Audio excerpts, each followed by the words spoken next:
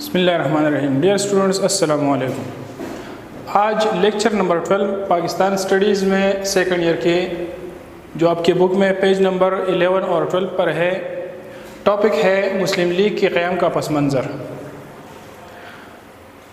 مسلم league جو مسلمانوں کی سیاسی پارٹی تھی جس نے پاکستان کی آزادی میں اور مسلمانوں کے حقوق کے تحفظ میں ایک اہم کردار ادا کیا تھا، اس کے قیام کا پس منظر، یعنی یہ پارٹی کیسے قائم کی گئی، اس کے وجوہات کیا تھے. آل انڈین نیشنل کانگریس کا قیام جب عمل میں لایا گیا 1885 عیسوی میں، اس آل انڈین نیشنل کانگریس کا جو قیام عمل میں لایا گیا 1885 عیسوی میں، اس کا بانی ایک ریٹائرڈ انگریز آفیسر تھا، A.O. ہیوم، ایلن آکٹیوین ہیوم. انہوں نے اس وقت کے وائسرائے سے مشورہ کیا اور یہ کانگریس پارٹی قائم کی.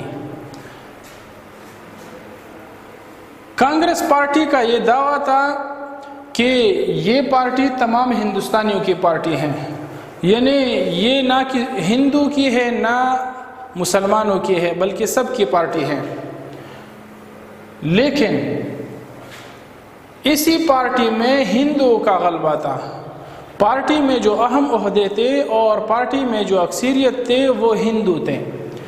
اس وجہ سے سر سید احمد خان کو خوف تھا کہ کہیں یہ ہندو مسلمانوں کو مس یوز نہ کرے اور مسلمانوں کو نقصان نہ پہنچائے.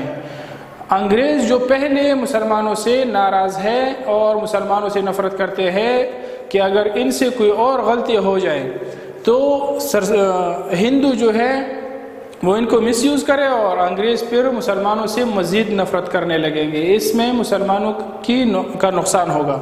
اس وجہ سے سر سید احمد خان نے مسلمانوں کو نصیحت کی کہ وہ کانگریس سے بھی دور رہے اور عملی سیاست سے بھی دور رہے، اور پہلے وہ زیادہ سے زیادہ تعلیم حاصل کریں اور اس کے بعد وہ سیاست میں آئیں. تو سر سید احمد خان کی نصیحت کی وجہ سے زیادہ تر جو علی گڑھ کے پیروکار تھے اور سر سید احمد خان کے پیروکار تھے وہ سیاست سے بھی دور رہے اور کانگریس میں بھی شامل نہیں ہوئے. اچھا، پھر جب 20ویں صدی شروع ہوئی تو کانگریس نے انگریزوں سے مطالبہ کیا کہ قانون ساز کونسلیں، یعنی وہ ساری کونسلیں جو کہ قانون سازی کرتے ہیں، جو کہ ہندوستان کی حکومت چلانے کے لیے قوانین بناتے ہیں، تو قانون ساز کونسلوں کا انتخاب مغربی طرز جمہوریت سے کی جائے، یعنی ووٹنگ کے ذریعے قانون ساز کونسلوں کے ممبران کا انتخاب کیا جائے اور اسی طرح ووٹ کے ذریعے لوگ منتخب ہوں گے. تو اگر یہ طریقہ رائج کیا جاتا مغربی طرز جمہوریت، تو اس کا مطلب ہے کہ جو ہندو تھے وہ ہندو اکثریت میں تھے اور مسلمان اقلیت میں تھے. تو اگر یہ مغربی طرز جمہوریت رائج کی جاتی تو مسلمان ہمیشہ ہندو کے محکوم رہ جاتے. اس وجہ سے مسلمانوں نے اس کی نفی کی، اس کی مخالفت کی. لیکن کانگریس اور ہندو کا یہ مطالبہ تھا جو کہ مسلمانوں کے فیور میں نہیں تھا. اس کے علاوہ 1905 عیسوی میں بنگال کے صوبے کو تقسیم کیا گیا اور یہ تقسیم جو تھا یہ مسلمانوں کے فیور میں تھا. اس مسلمانوں کے فیور میں ہونے کی وجہ سے مسلمانوں نے اس تقسیم کو ایکسیپٹ کیا، لیکن ہندو نے اس کے خلاف احتجاج کیا اور خود کانگریس نے بھی اس کی مخالفت کر دی. تو کانگریس وہ پارٹی جس کا دعویٰ تھا کہ وہ ہندو اور مسلمانوں کی یکساں پارٹی ہے، مسلمانوں کی مفادات کی تحفظ کی بجائے انہوں نے ہندو کی تحفظ کو ترجیح دی. اس وجہ سے یہاں پر مسلمانوں کو محسوس ہوا کہ کاش ہماری بھی کوئی سیاسی پارٹی ہوتی جو ہمارے حق کی تحفظ کرتے. پھر یہ واقعات تو ہوئے جس کی وجہ سے مسلمانوں نے محسوس کیا کہ ہماری کوئی سیاسی پارٹی ہونی چاہیے. پھر اس کے بعد ہے شملہ وفد کی کامیابیاں. اکتوبر 1906 عیسوی میں مسلمان انگریزوں نے نئے آئینی اصلاحات کرانے کا عندیہ دے دیا، سگنل دے دیا کہ وہ ہندوستان میں نئی آئینی اصلاحات کرنے والے ہیں۔ اسی سلسلے میں اس وقت کے جو secretary of state for India تھے مورلے، وہ ہندوستان آئے اور مختلف لوگوں سے ملاقاتیں کیے۔ اس وجہ سے مسلمانوں کو اندازہ ہوا کہ نئے آئینی اصلاحات وہ لانے والے ہیں۔ اس وجہ سے 36 اراکین پر مشتمل ایک مسلمان وفد نے اکتوبر 1906 عیسوی میں اس وقت کے وائسرائے لارڈ منٹو سے شملہ میں ملاقات کی، یعنی مسلمانوں کا وفد، جس کا یہ وفد اس کا سربراہ سر آغا خان تھے۔ یہ وفد گیا ہندوستان کے وائسرائے کے ساتھ ملاقات کی شملہ میں لارڈ منٹو کے ساتھ، اور اسی وائسرائے کے سامنے انہوں نے چند مطالبات سامنے رکھے کہ یہ ہمارے مطالبات ہیں جو آگے آپ آئینی اصلاحات لانے والے ہیں، ان آئینی اصلاحات میں ہمارے یہ مطالبات منظور کرائیں۔ ان مطالبات میں پہلا مطالبہ جداگانہ طرز انتخاب کا حق مسلمانوں کو دے دیا جائے، یعنی اس کا مطلب ہے کہ مسلمان اپنے نمائندے خود منتخب کریں گے۔ مسلمان کے اپنے الگ سیٹس ہوں گے انتخابات کے دوران، انہی سیٹس پر صرف مسلمان ہی کھڑے ہو سکتے ہیں، چاہے جس پارٹی سے بھی ہو، لیکن جو ممبر کھڑا ہوگا، جو کینڈیڈیٹ کھڑا ہوگا وہ مسلمان ہوگا، اور ان کو صرف مسلمان ہی ووٹ دیں گے، اور اس طرح وہ ان کو مسلمان ہی منتخب کریں گے۔ تو یہ جداگانہ طرز انتخاب کا حق انہوں نے مانگ لیا، کیونکہ اگر عام طرز انتخاب ہو تو اس میں ہندو کی اکثریت تھی، تو اس وجہ سے مسلمانوں کو بہت کم سیٹس ملنے کی توقع تھی۔ اس وجہ سے مسلمانوں نے سوچا کہ اگر جداگانہ طریقہ انتخاب دیا جائے تو وہ اپنے نمائندوں کو خود منتخب کریں گے، اس طرح مسلمانوں کے حصے میں کافی سیٹس آئیں گے، چاہے وہ کسی بھی پارٹی سے ہو، لیکن وہ مسلمان ہوں گے اور مسلمانوں کے مفادات کو تحفظ دیں گے۔ اچھا، اس وجہ سے وفد نے جداگانہ طرز انتخاب کا حق مانگ لیا۔ اس کے مطابق مسلمان اپنے نمائندوں کو خود منتخب کریں گے۔ دوسرا مطالبہ اس وفد نے یہ کیا کہ سیاسی اہمیت کا حق مسلمانوں کو دیا جائے، یعنی قانون ساز کونسلوں میں آبادی کی تناسب سے نہیں بلکہ سیاسی اہمیت کو مد نظر رکھ کر طے کیا جائے۔ جب سیٹس دیں گے تو آپ کو پتہ ہے کہ جمہوریت میں سیٹس جو ہے نا نشستیں قانون ساز کونسلوں میں یا آج قومی اسمبلی اور صوبائی اسمبلیاں ہیں، اس میں سیٹس کا جو تناسب ہے وہ آبادی کی بنیاد پر کی جاتی ہے۔ یہاں پر مسلمانوں نے مطالبہ کیا کہ جو قانون ساز کونسل ہے اس میں آپ ہمیں سیاسی اہمیت کا حق دے دیں، کہ اس میں ہمیں ممبران کی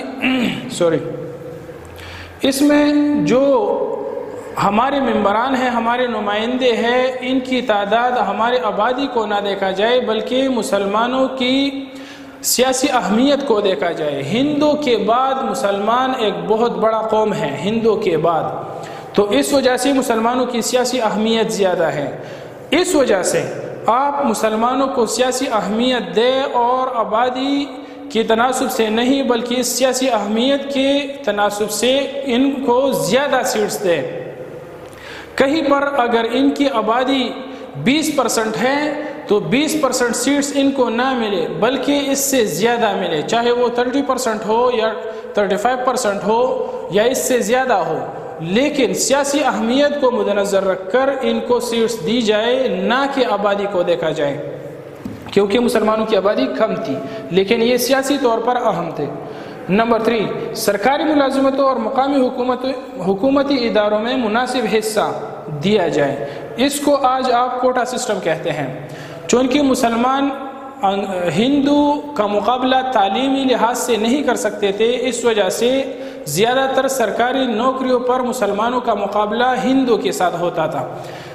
اس کی وجہ سے مسلمانوں کو بہت کم نوکریاں ملتی تھی اور زیادہ تر ہندو کو وہ نوکریاں حاصل ہو جاتی تھی۔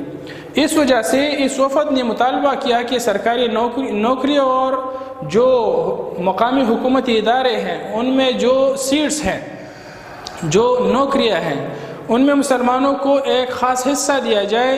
اس حصے میں شامل جو نوکریاں ہیں اس کے اوپر مسلمانوں کے ساتھ مقابلہ ہوگا، مسلمانوں کا ہندو کے ساتھ مقابلہ نہیں ہوگا۔ اس طرح مسلمانوں کو کافی سارے جو نوکریاں ہیں وہ حاصل ہوں گی جس میں مسلمانوں کا فائدہ ہے۔ یہ 3 بنیادی مطالبات اس شملہ وفد نے وائسرائے لارڈ منٹو کے سامنے رکھے۔ وائسرائے نے یقین دہانی کرائی کہ آپ کی ان مطالبات پر غور اور فکر کیا جائے گا اور اگر ضروری ہوا، یعنی اگر یہ جائز مطالبات ہوئے تو یہ مان لیے جائیں گے۔ جب کانگریس کو پتہ چلا کہ وائسرائے کے پاس ایک مسلمان وفد گیا تھا اور انہوں نے یہ مطالبات کیے تھے تو کانگریس نے الزام عائد کیا کہ یہ جو مسلمان گئے ہیں اور انگریزوں سے اپنے لیے کچھ حقوق مانگے ہیں اور کچھ انہوں نے ریلیکسیشن مانگا ہے تو یہ انگریزوں کی سازش ہے۔ کانگریس نے یہ الزام لگایا کہ علی گڑھ کالج کا جو پرنسپل ہے اس کی ایما پر مسلمان کا یہ وفد گیا ہے، اس کے کہنے پر یہ مسلمان وفد گیا ہے اور مسلمانوں نے یہ مطالبات کیے ہیں، تو یہ کانگریس نے یہ الزام لگایا۔ لیکن دوسری طرف وفد جو تھا وہ کامیاب ہوا اور انہوں نے اپنے مطالبات کامیابی سے وائسرائے کے سامنے رکھی اور وائسرائے نے یقین دہانی کرائی کہ ہم اس پر غور کر کے ان مطالبات کو منظور کریں گے۔ تو ان مطالبات کو، اور اس میں چونکہ انتخابات کی بات ہے اور انتخابات کے لیے سیاسی پارٹی کا ہونا ضروری ہے، اس وجہ سے مسلمانوں نے پھر سے ایک سیاسی پارٹی قائم کرنے کی ضرورت محسوس کی کہ ہماری بھی ایک سیاسی پارٹی ہو جو کہ انتخابات میں بھی ہماری مدد کرے اور مسلمانوں کی مفادات کو تحفظ دینے میں مسلمانوں کی مدد کرے۔ ایک ایسی مسلمانوں کی سیاسی پارٹی ہونی چاہیے۔ اور پھر جب 1909 میں انگریزوں نے قانون ہند، یعنی ہندوستان کی حکومت چلانے کے لیے انگریز جو قانون بناتے تھے اس قانون کو قانون ہند کہا جاتا تھا۔ 1909 میں جب انہوں نے قانون ہند بنایا تو اسی قانون ہند میں یہ تینوں مطالبات مان لیے گئے تھے، یعنی مسلمانوں کو اس میں جداگانہ طرز انتخاب کا حق بھی دیا گیا تھا، سیاسی اہمیت بھی دی گئی تھی، سرکاری ملازمتوں میں مناسب حصہ بھی دیا گیا تھا۔ تو یہ یہاں پر 1906 میں مسلمانوں نے یہ محسوس کیا کہ ہماری اپنی ایک سیاسی پارٹی ہونی چاہیے کیونکہ مسلمانوں کی حقوق کا تحفظ کرنا تھا۔ یہاں پر مسلمانوں نے ضرورت محسوس کی۔ اس ضرورت کے بعد آگے انشاءاللہ نیکسٹ کلاس میں پڑھیں گے یہ ساری ضروریات اور یہ جو مسلمانوں نے ضرورت محسوس کی یا یہ سارا ایکسپلینیشن اس وجہ سے ہے کہ جب 1906 میں مسلم لیگ قائم کی گئی تو کانگریس نے انگریزوں پر یہ الزام لگایا اور مسلمانوں پر بھی الزام لگایا کہ یہ پارٹی انگریزوں کی ایما پر قائم کی گئی ہے تاکہ ہندوستان میں وہ اپنی پالیسی کو جاری رکھ سکیں۔ کون سی پالیسی؟ ڈیوائیڈ اینڈ رول، تقسیم کرو اور حکومت کرو۔ اس پارٹی کے قیام سے ہندوستان 2 حصوں میں تقسیم ہو گئے، مسلمان اور ہندو۔